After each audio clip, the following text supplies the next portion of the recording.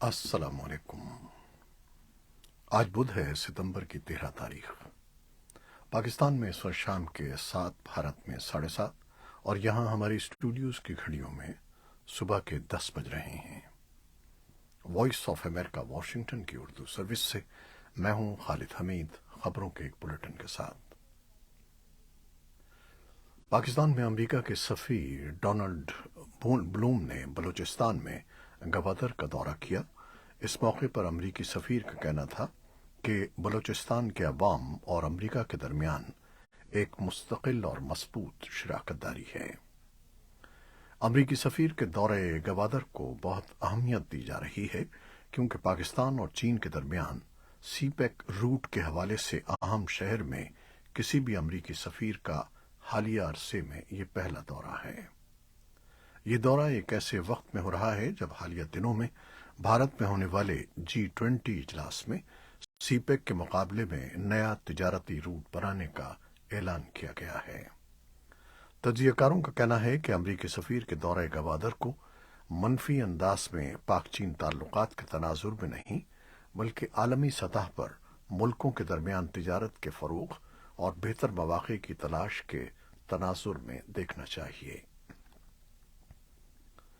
پاکستان کے صدر ڈاکٹر عارف علوی نے چیف الیکشن کمشنر سکندر سلطان راجہ کے نام خط لکھ کر آئندہ عام انتخابات کی تاریخ تجویز کی ہے۔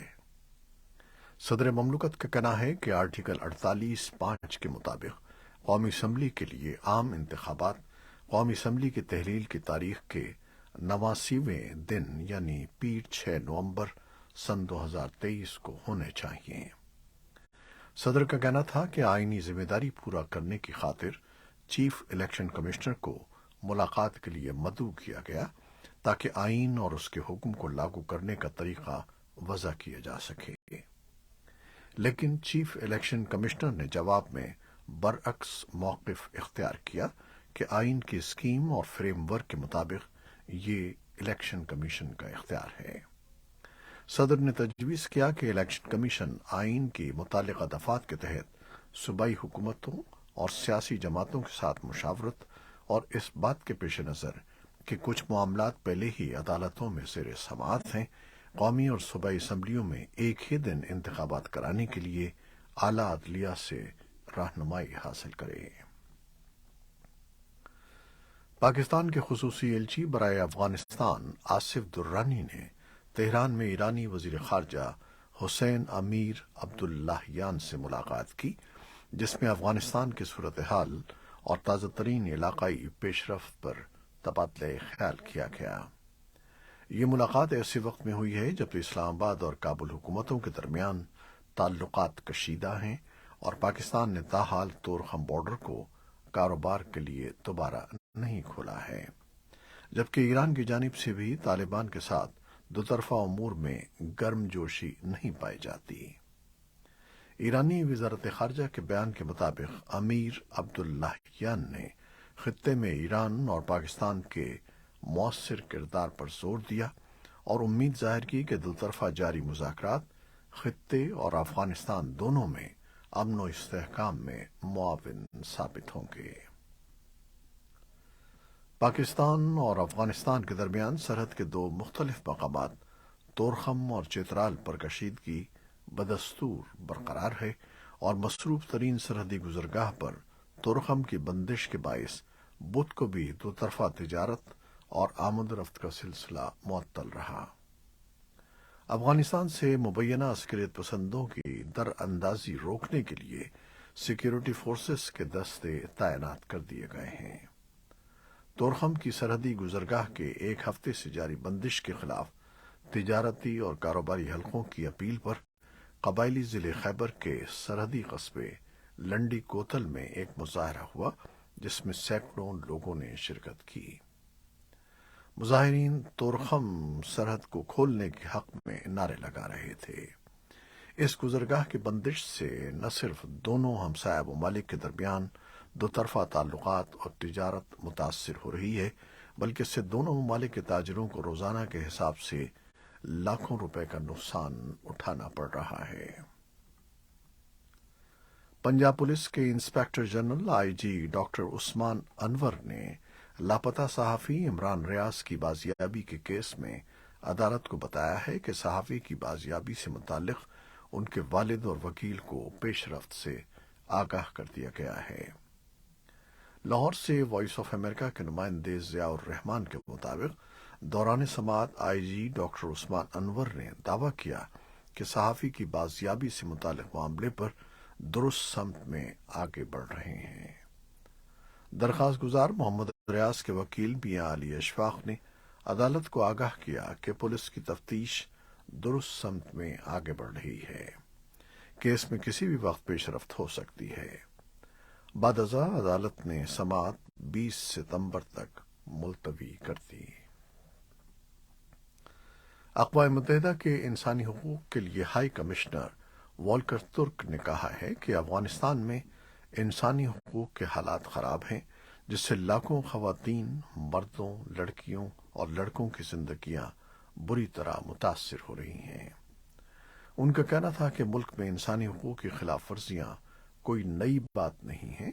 कई दहाइयों के मुसल्लह तसादुम के सबब अफगानिस्तान की हालिया तारीख में तशद्दुद और नाइंसाफी रही है, लेकिन तालिबान ने 2 साल कबल जब से इख्तिदार संभाला है, उनकी तरफ से खास तौर पर ख़वातीन और लड़कियों को निशाना बनाया गया और उन्हें अवामी और रोज़मर्रा की ज़िंदगी के बेशतर पहलुओं से बाहर रखा गया।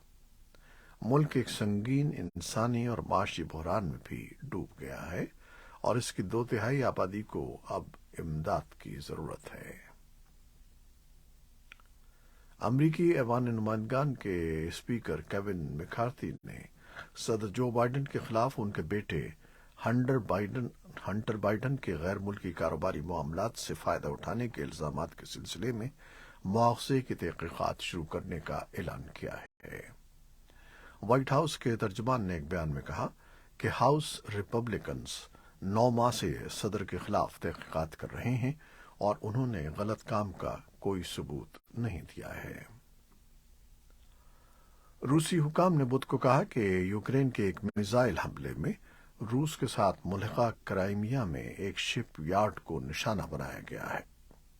बंदरगाही शहर सिवास्टोपोल में रूस के मुकर्रर करदा गवर्नर मिखाइल रज़ावाशेफ ने टेलीग्राम पर एक तस्वीर पोस्ट की, जिसमें उस जगह पर आग और धुआं देखा गया और बताया गया कि हमले में 24 अफराद जख्मी हुए हैं। रूस की वजारत दिफा ने कहा कि यूक्रेन ने शिपयार्ड को 10 क्रूज मिसाइलों और 3 बगैर पायलट कश्तियों से निशाना बनाया और रूसी फजाई दिफा ने 7 मिसाइलों और तमाम कश्तियों को तबाह कर दिया। वजारत दिफा ने यह भी कहा कि हमले में 2 बहरी जहाजों को नुकसान पहुंचा, जिनकी मरम्मत की जा रही है। उधर यूक्रेन के इलाके ओडिशा में हुक्काम ने बताया कि बुध की सुबह सवेरे रूसी ड्रोन हमले ने एजमिल में बंदरगाह और सिविल इंफ्रास्ट्रक्चर को नुकसान पहुंचाया।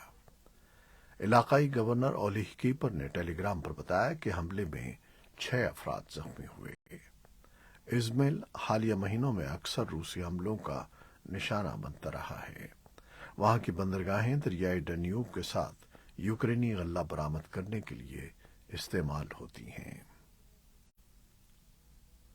अक़वाम मुत्तहिदा ने बुध को कहा कि शहरियों के बुनियादी ढांचे पर उस तरह के हमले बंद होने चाहिए। यूक्रेन के लिए अक़वाम मुत्तहिदा के इंसानी हमदर्दी के कोऑर्डिनेटर डेनिस ब्राउन ने एक बयान में कहा कि यूक्रेन की बंदरगाहों पर आज का हमला 2 माह से भी कम अरसे में बहरे अस्वद के मुआहदे से रूस की अलहदगी के फैसले के बाद 21वां हमला था। उनका कहना था कि रूस के ये वहशियाना हमले यूक्रेन के लोगों और दुनिया भर में भूख का सामान करने वाले 345 मिलियन लोगों के लिए तबाहकुन हैं।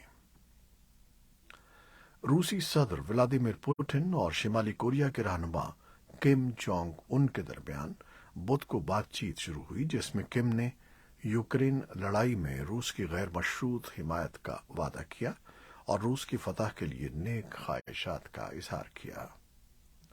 दोनों रहनुमाओं ने साइबेरियन रॉकेट लॉन्चिंग तनसीब पर एक सरबराही इजलास से मुलाकात की, जिसमें इस बात की निशानदेही की गई کہ امریکہ کے ساتھ اپنے الگ الگ تصادم کے باوجود دونوں رہنماؤں کے مفادات کس طرح ایک دوسرے سے جڑے ہوئے ہیں۔ مہاجرین کی بین الاقوامی تنظیم نے بدھ کو کہا کہ مشرقی لیبیا میں آنے والے مہلک سیلاب سے 30,000 سے زائد افراد بے گھر ہو گئے ہیں۔ اقوام متحدہ کی ایجنسی کا کہنا ہے کہ بے گھر ہونے والوں میں سے کم از کم 30,000 کا تعلق درنا شہر سے ہے، جبکہ ہزاروں کا تعلق بنغازی سمیت دیگر علاقوں سے ہے۔ خیال کیا جاتا ہے کہ 5,000 سے زیادہ افراد ہلاک ہو گئے ہیں۔ اس ملک میں جہاں حریف حکومتیں ایک دہائی سے کنٹرول حاصل کرنے کے لیے مقابلہ کر رہی ہیں، درست عدد و شمار کی تصدیق کرنا مشکل ہے۔ کچھ حکام کا کہنا ہے کہ یہ تعداد دگنی ہو سکتی ہے۔ یورپی یونین نے بدھ کو الیکٹرک گاڑیاں بنانے والی کمپنیوں کی چینی سبسڈی کے خلاف تحقیقات کا آغاز کر دیا۔ انہیں تشویش ہے کہ یہ مدد یورپ میں اس کاروبار کو نقصان پہنچا رہی ہے۔ یورپی کمیشن کی صدر ارسولا وان ڈیر لیئن نے فرانس کے شہر اسٹراسبرگ میں یورپی یونین کے قانون سازوں کو بتایا کہ عالمی منڈیاں اب سستی چینی الیکٹرک کاروں سے بھری ہوئی ہیں اور ان کی قیمتوں کو ریاستی سبسڈی کے ذریعے مصنوعی طور پر کم رکھا گیا ہے، جو ہماری مارکیٹ کے لیے نقصان دہ ہے۔ چین کے لیڈروں نے سبسڈی میں اربوں ڈالر کی سرمایہ کاری کر کے ملک کو الیکٹرک گاڑیوں کی سب سے بڑی مارکیٹ بنا دیا ہے۔ بہاماس کا پرچم بردار ناروے کا کروز جہاز 206 مسافروں اور عملے کے ساتھ شمال مغربی گرین لینڈ میں کم پانی کی وجہ سے زمین سے ٹکرا کر رک گیا۔ تاہم حکام نے مغل کو بتایا کہ جہاز میں موجود کسی کو بھی خطرہ نہیں ہے اور نہ ہی کسی نقصان کی اطلاع ہے۔ جوائنٹ آرکٹک کمانڈ کے برائن جینسن کا کہنا تھا کہ ان کے باقی یونٹ بہت دور ہیں اور موسم کی صورتحال بگڑ سکتی ہے۔ گرین لینڈ ٹیلی ویژن نے رپورٹ کیا ہے کہ اگر تیز لہریں آتی ہیں تو یہ کروز جہاز خود بخود آزاد ہو سکتا ہے، تاہم اس وقت تک ایسا کوئی امکان نظر نہیں آ رہا۔ یہ تھی وہ خبریں جو فیس بک لائیو پر ہم نے آپ کے لیے پیش کی۔ ہماری ویب سائٹ، یوٹیوب اور پوڈ کاسٹ پر یہ بلیٹن آپ کے لیے پوسٹ کر دیا جاتا ہے۔ آپ ہمارے بلیٹن کو شیئر کرتے ہیں اور اپنے کمنٹس میں اپنی محبتوں کا اظہار کرتے ہیں، جس کے لیے ہم آپ کے بے حد مشکور ہیں۔ اپنی ان کاوشوں کو جاری رکھیے گا۔ کیمرہ مین سید اصفر امام اور نیوز ایڈیٹر بہجت جیلانی کے ساتھ خالد حمید کو آپ اجازت دیجیے گا۔ اللہ حافظ۔